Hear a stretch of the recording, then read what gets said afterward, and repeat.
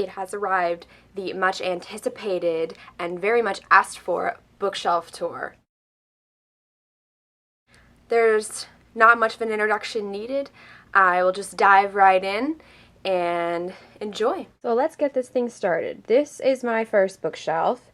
I have 4 bookshelves in my room and they're all on the smaller side, but I kind of need another one. So I have lots of books that are stacked on top of each other in order to make room. But my bookshelves also go in order in terms of from when I was younger to older. So this is my first bookshelf and it goes to the books that I've had when I was the youngest. So let's see. This first very large stack, you'll probably recognize a lot of the books yourself. But starting at the top, I have the BFG by Roald Dahl, one of those books that I probably read in 3rd grade. And I have a bunch of Roald Dahl books here, so you can see. Just Ella, which was an amazing book. This is by Margaret Peterson Haddix. She's an awesome author, especially for younger kids. But this is a really good book. The movie, not so much, but the book definitely. And then I have SEO Trot and The Twits, which are both by Roald Dahl. Matilda, which is a fantastic movie. I love that movie as a kid. I have Charlie and the Chocolate Factory, and The Wonderful Story of Henry Sugar and 6 More. This one doesn't stick out with me as much because I feel like it was one of his lesser known books. This is Dancing in Cadillac Light by Kimberly Willis Holt. I love this book. I don't really even remember what it was about because I read it so long ago, but I remember thinking it was really, really good. So I'm pretty sure people have read these books before. They're by Gordon Corman, and they're the trilogies about kids doing really extreme things all over the world. So Everest was supposed to be kids climbing Everest, except I only have the first book. Not really sure why, but I probably got it from a book sale at school when I was in elementary school at some point. Then I have the 3 books in the Island series by the same author. The first one is Shipwreck.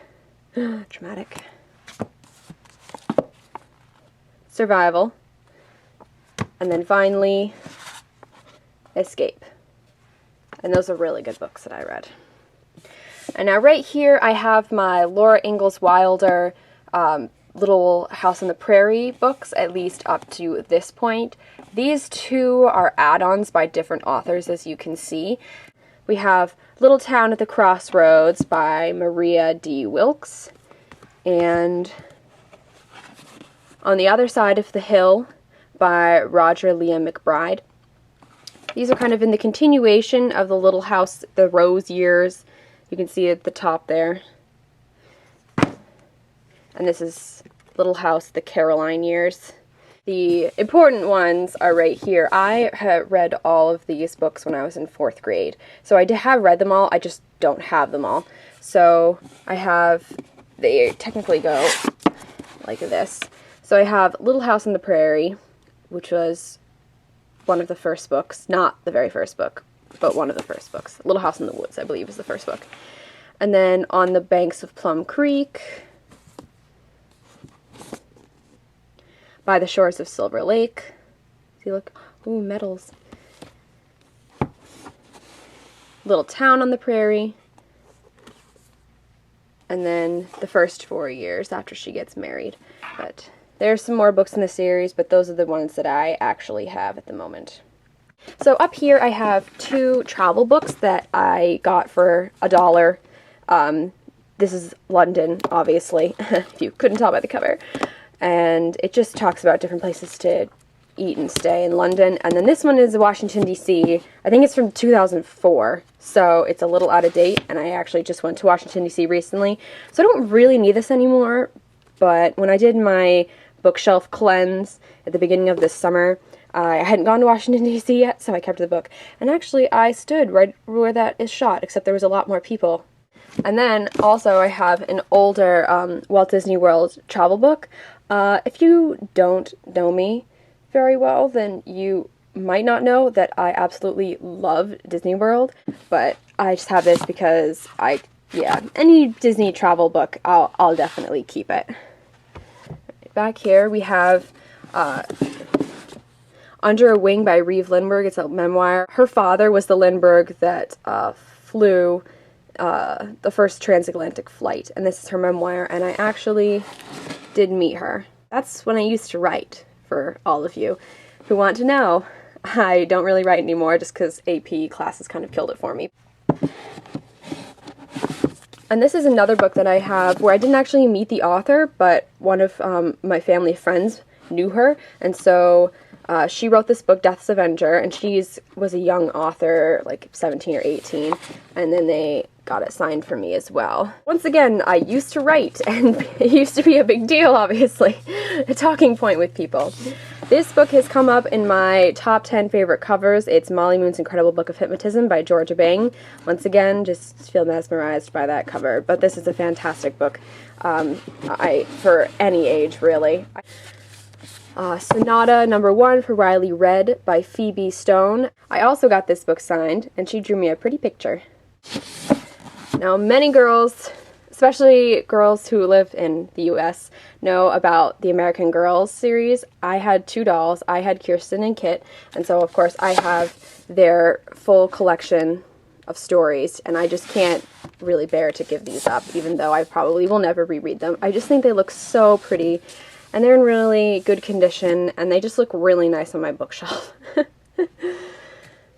Next, we have Four Perfect Pebbles, which is a Holocaust story by Leela Pearl and Marion Blumenthal Lazan. And one of those books that if you love Holocaust stories, you definitely should read it.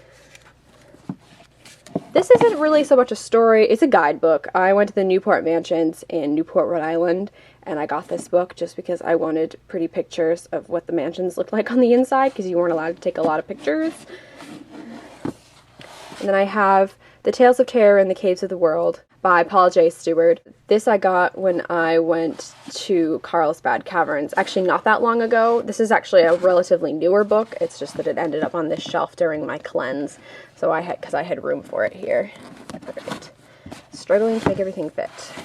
This is just an Audubon Society book, Field Guide to New England. It talks about birds, plants, and whatnot. I got it a long time ago. Then I have All American Girl by Meg Cabot. This is an awesome book. I love it. Everybody I've ever met who has read this book says it's fantastic. There's a follow-up, but I haven't read it. I heard that it's not as good. When Zachary Beaver Came to Town by Kimberly Willis Holt. This is another really good book from my childhood that I decided to keep because I don't, once again, remember too much of what happens. I just remember it being really fantastic, and any book that I remember as being really fantastic, I definitely want to keep. I have the first book in the Artemis Fowl series by Ian Colfer. I have not read all of them, but I think I've read the first 4 or so. I was also really attracted to the shiny cover. Then I have TTYL by Lauren Miracle. I have read the other ones, but this is the only one that I do own. Once again, really fun book that's all done in, like, IM format, and that's how you find out about their lives. Then I have 3 kind of joke books that aren't reading. I have George W. Bush Out of Office Countdown Handbook, just has dumb quotes by him and whatnot.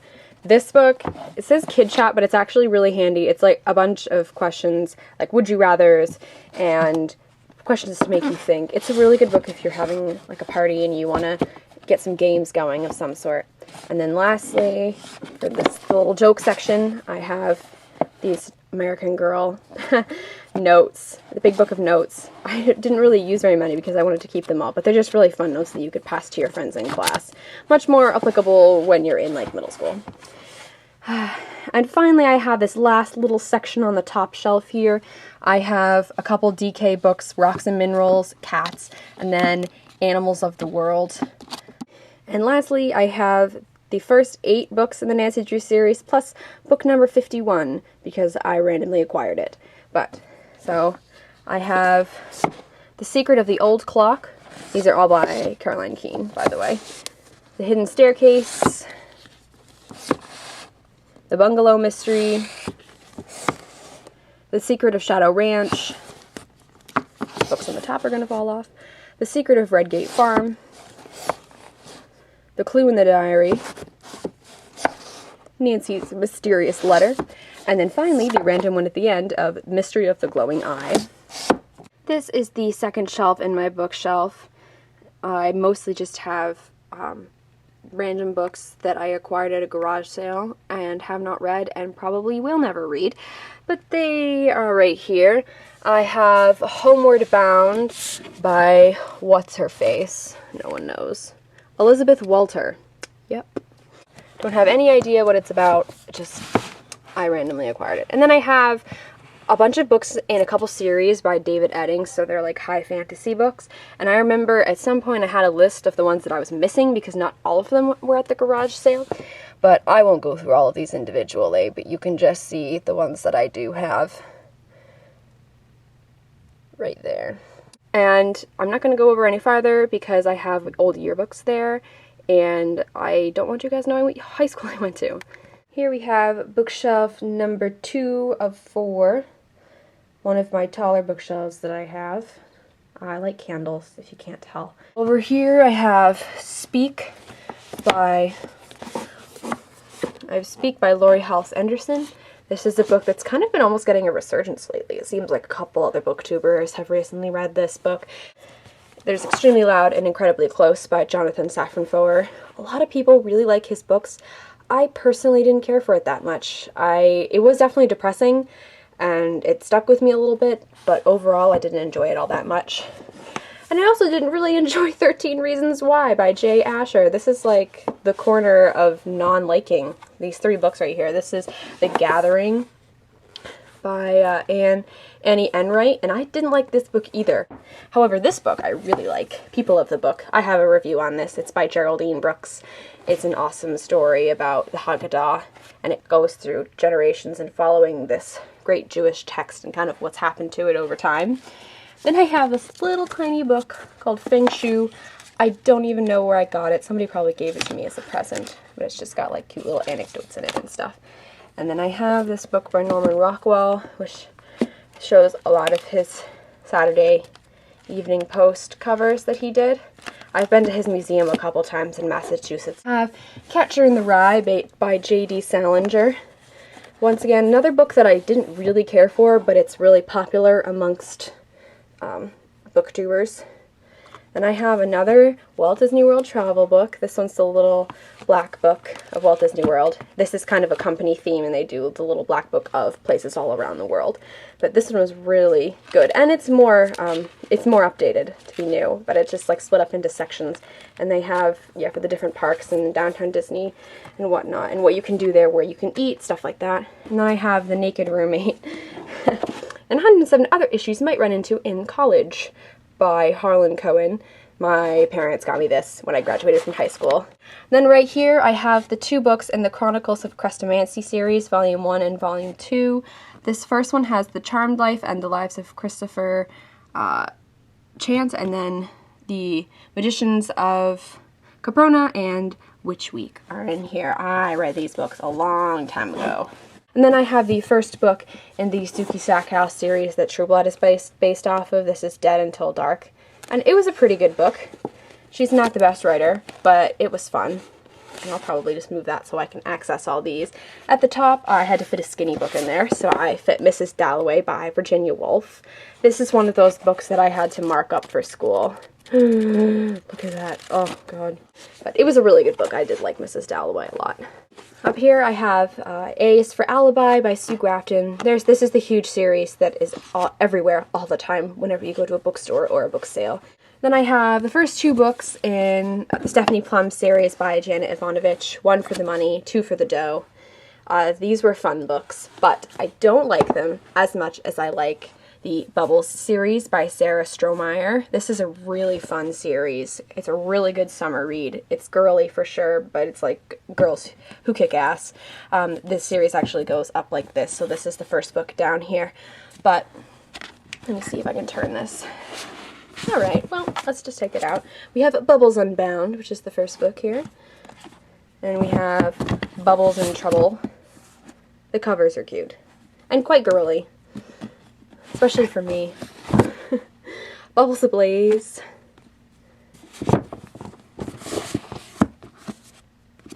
Bubbles Abroad. With a little bit of cheetah lining there. Bubbles Betrothed, and finally Bubbles All the Way. And I think this is the last one in the series as far as I know, but I have them all and they're a really fun read. Next I have Testimony by Anita Shreve. This book actually takes place in Vermont, so it was kind of cool to read it and be like, hey, I know what they're talking about. I've been there. I know that place. Then I have Unholy Popes by Bob Curran. This is just talking about all the popes who've gone down in history as kind of being sketchy guys, not having really great histories. The Stupid History of the Human Race by Bob Fenster. This book could probably be a lot bigger. Then I have Little Known Facts about well-known places. This is the Walt Disney World version. There's another Walt Disney World book that I have. And I have Mad Kings and Queens by Alison Rattle and Alison Vale. These are just about kings and queens in history who have been a little kooky.